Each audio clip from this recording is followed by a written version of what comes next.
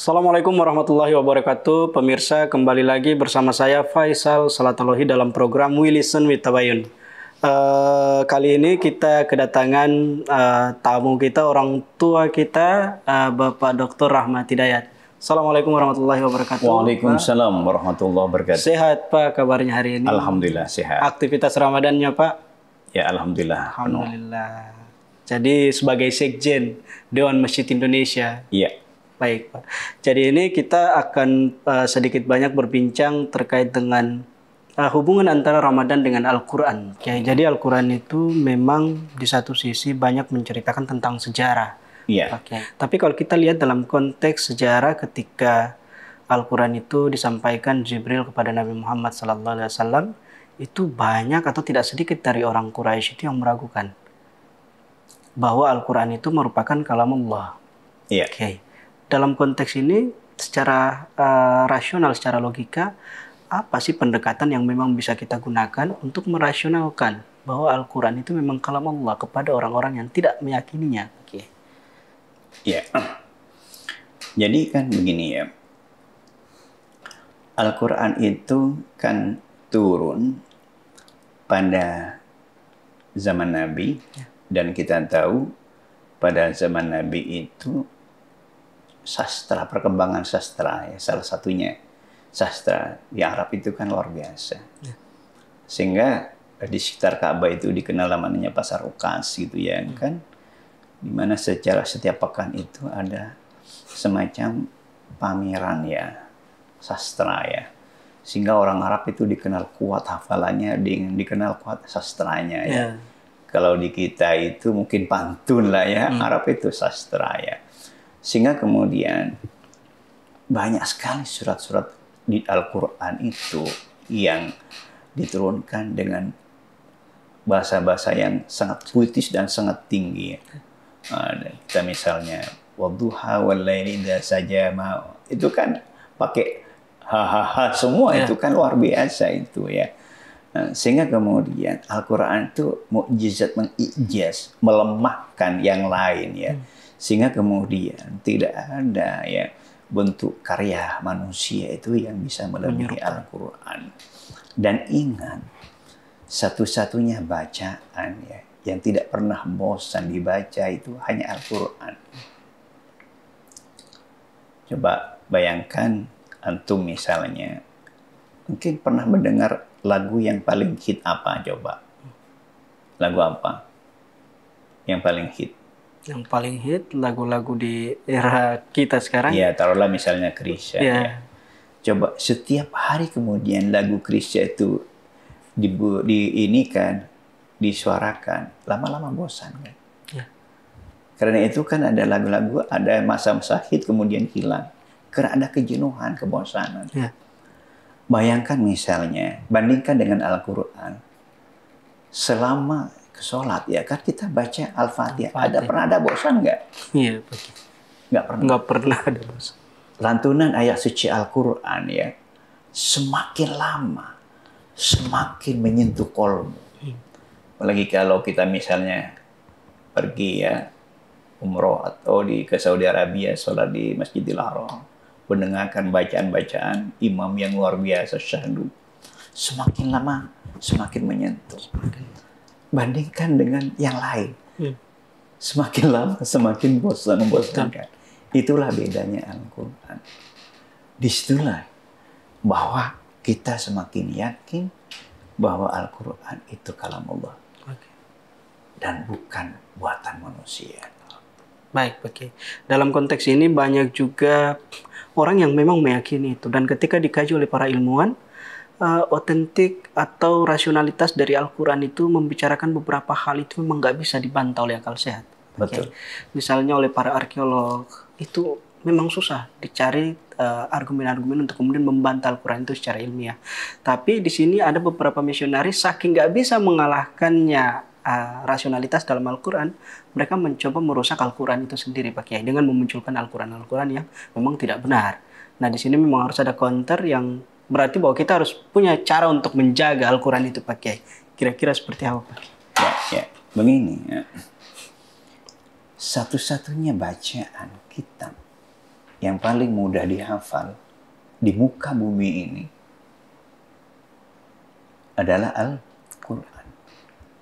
Dan Allah nyatakan, Inna nahnu nazzalna dzikra wa inna lahu lahafizun. Kamilah yang menurunkan Al-Quran dan kami yang menjaganya. Allah menjaga Al-Quran.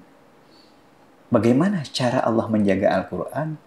Salah satunya Al-Quran dimudahkan untuk dihafal. Walaqad yassarna al-Qur'ana lidzikri fahal min mudzakir. Dan sungguh kami mudahkan Al-Quran itu lidzikri, untuk diingat.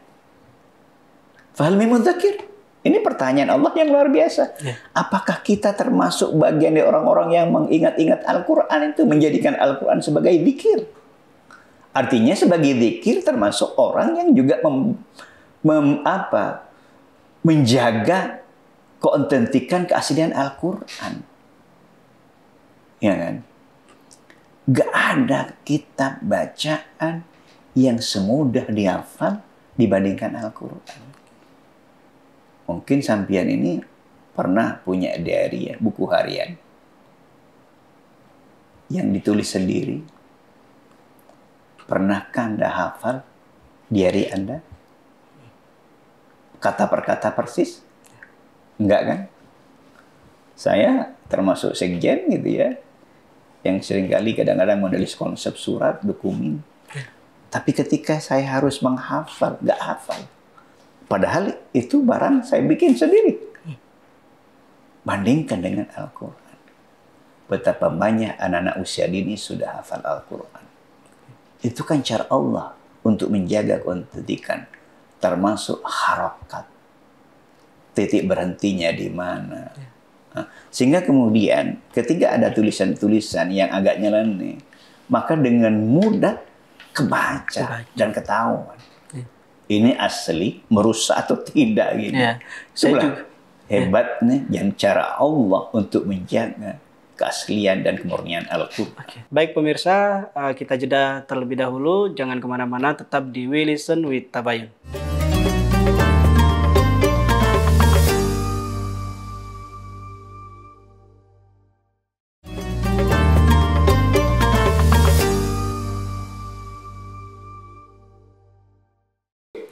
Baik pemirsa, kembali lagi bersama saya Faisal Salatalohi. Kita lanjut Pak Kiai dengan pertanyaan yang sama. Pak Kiai, terkait dengan bulan Ramadan dan Al-Quran. Dua hal yang sangat istimewa. Al-Quran dan Ramadan.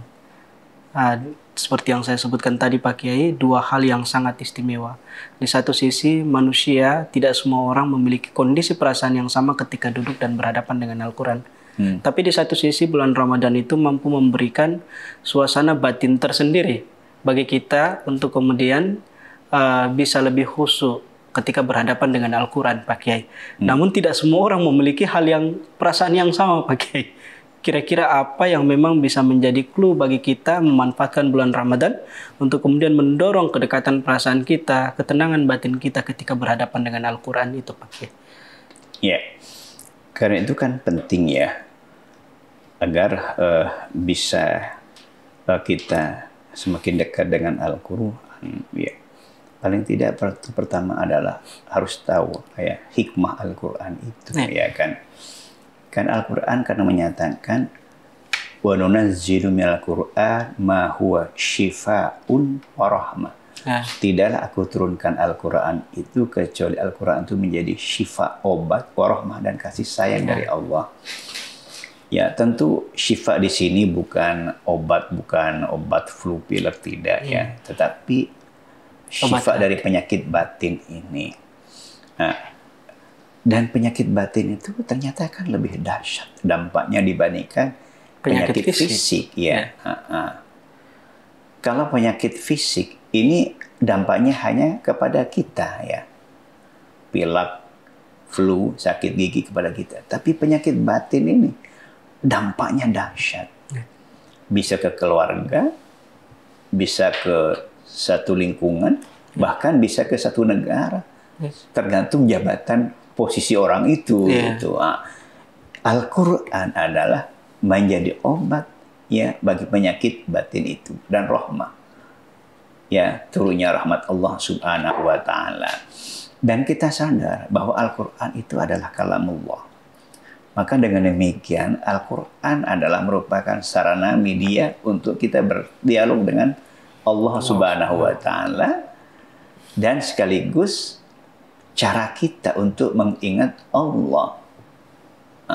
Ya kan? Dan ketika kita baca Al-Quran dan sekaligus ingat Allah, maka Allah turunkan ketenangan kepada kita. Dan siapa di antara kita yang tidak ingin ketenangan? Ya. Pasti semua ingin ketenangan, ingin ketenangan batin itu. Allah menjanjikan, ala bidzikrillah tatmainnul qulub. Ketahuilah bahwa dengan berzikir kepada Allah, batin menjadi tenang. Kita tahu persis betapa peran ketenangan batin ini luar biasa terhadap kesehatan fisik. Kalau batin tenang, insya Allah fisik akan lebih sehat. Ini mungkin yang kebanyakan dibutuh oleh generasi sekarang, Pak. Iya. Karena rentan sekali stres, rentan sekali galau, baper, dan itu kan yang berkaitan dengan penyakit-penyakit hati yang seperti Pak Kiai sebut tadi. Tapi ketika mereka tahu itu merupakan bagian dari penyakit hati, malah makin jauh, Pak Kiai. Iya. Karena itu, maaf ya, ini bagi anak-anak muda menjadi sangat penting ya. Kita mendengar ya beberapa waktu yang lalu taburan ya. Ini adalah tugas kita, tugas ulama, para dai, dan tentunya orang tua mengajak kembali anak kita dekat dengan Al-Quran, lebih-lebih pada bulan suci Ramadan ini, sehingga Allah, insya Allah hatinya lembut dan insya Allah akan menjadi syifa, obat bagi mereka, obat batin mereka. Dekatkan mereka dengan Al-Quran. Dekatkan mereka dengan masjid. Ya. Dan yakinlah bahwa dengan Al-Quran yang kita baca, itu kan mudah turunnya rahmat Allah Subhanahu wa ta'ala. Karena itu kan kemudian Nabi menyatakan, nawwiru buyutakum bisolat wa qiraatil Quran. Sinari rumah kalian dengan solat dan bacaan Al-Quran. Rumah yang di dalamnya dilakukan solat, ya, dan bacaan Al-Quran itu auranya beda, aura rahmat Allah Subhanahu wa ta'ala. Maka dengan demikian membaca Al-Quran bukan sekedar sunnah dan kewajiban, tapi sekaligus merupakan kebutuhan kita karena kita ingin tenang hidup itu. Salah satunya dengan baca Al-Quran. Maka dengan demikian di dalam ajaran Islam, untuk mendapatkan ketenangan itu sangat murah dan mudah. Ambillah air wudhu, ambillah Al-Quran, ambillah mukena, ya, kalau perempuan, bacalah Al-Quran di tengah-tengah keheningan malam, sampai hati, ya, sampai mata meneteskan air mata. Itulah tetesan yang paling dicinta oleh Allah Subhanahu wa ta'ala. Itulah tetesan yang akan melahirkan ketenangan bagi kita, syifa wa rahmah. Baik Pak Kiai, seperti yang disebutkan tadi bahwa salah satu hal yang penting untuk dilakukan adalah mendekatkan generasi muda ini, anak-anak kita, saudara kita, adik-adik kita dengan Al-Quran. Sebagai seorang aktivis masjid yang memang banyak berkecimpung dalam konteks Al-Quran dan juga masjid, Pak Kiai, seperti itu ya. Tantangan terbesar bagi kita untuk kemudian mendekatkan mereka, anak-anak muda ini dengan Al-Quran itu seperti apa, Pak Kiai? Mohon jangan dijawab dulu, kita jeda sebentar. Pemirsa jangan kemana-mana, tetap di We Listen We Tabayun.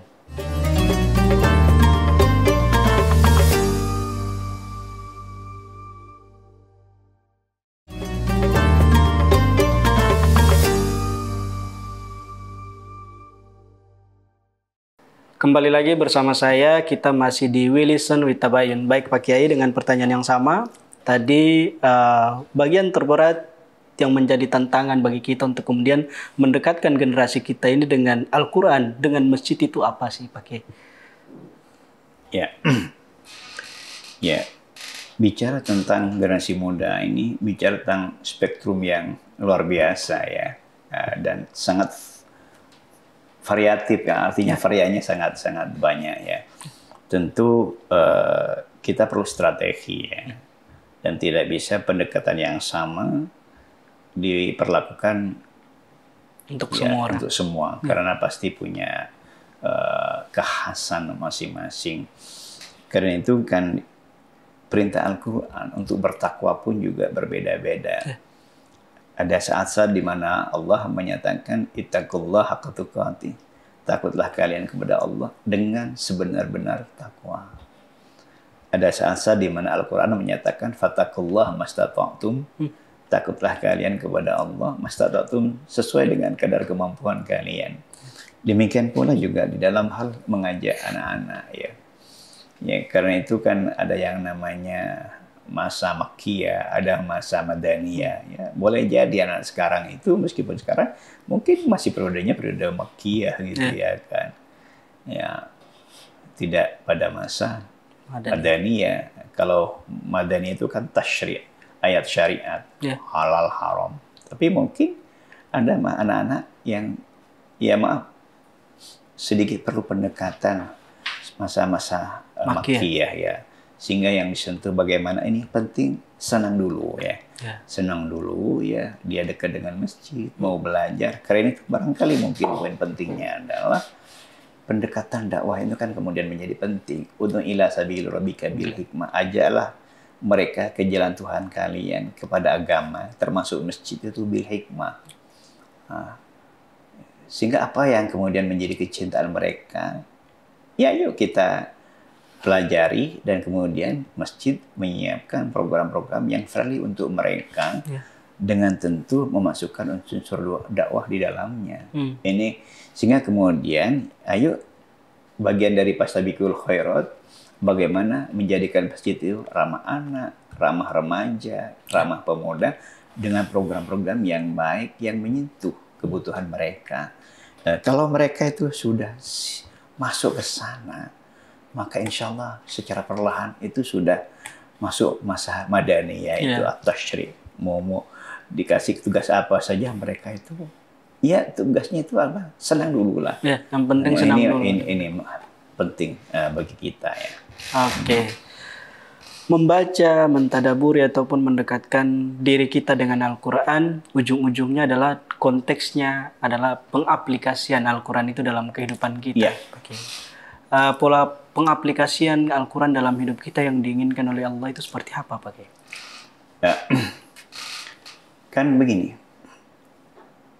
yang disarankan oleh Nabi itu sedikit tapi konsisten. Itu jauh lebih baik dibandingkan banyak tapi nggak konsisten. Jadi misalnya, ya taruhlah misalnya kita paham betul misalnya surat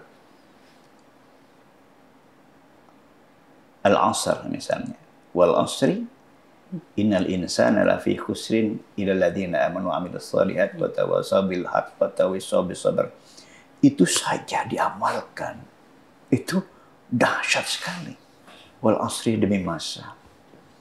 Wah, betapa pentingnya waktu.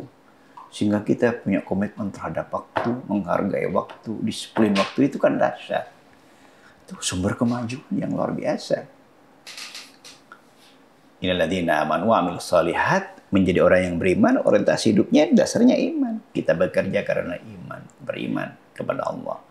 Maka dengan konsep iman itu kita menjadi aman, nyaman gitu. Karena esensi keberimanan itu kalau orang lain merasa aman dari kita gitu. Wa 'amilus shalihat, dan selalu beramal soleh. Amal soleh itu kan luas. Nah, apa kata Nabi? Al-iman bid'un wa sab'un syu'bah. Iman itu adalah ada tubuh cabang.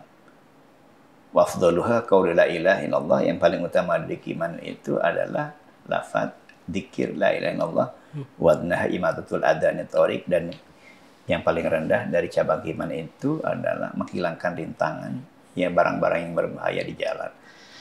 Maka antara dzikir la ilaha illallah dan yang di sini itu kan banyak sekali. Maka dengan demikian ini jalan kebaikan itu luar biasa. Nah, itu yang bagian daripada amilus sholihat. Wa tawassaw bil haq ya. Sering memberikan nasihat kebaikan ya. Dan saling nasihat tentang kesabaran. Yang luar biasa itu ya, saling memberikan nasihat tentang kebaikan. Tidak cukup hanya kita, tapi kita juga siap menerima nasihat orang lain. Sebab kadang-kadang kita hanya mau memberikan nasihat, tapi nggak mau menerima nasihat. Nah, termasuk wa tawassaw bis sabr, konsep saling sabar itu menjadi penting. Ya. Sebab kalau hanya satu yang sabar dan yang lain tidak, masih kemungkinan positif terjadinya clash. Jadi dua-duanya ini menjadi sangat penting. Satu surat saja dilaksanakan itu dahsyat.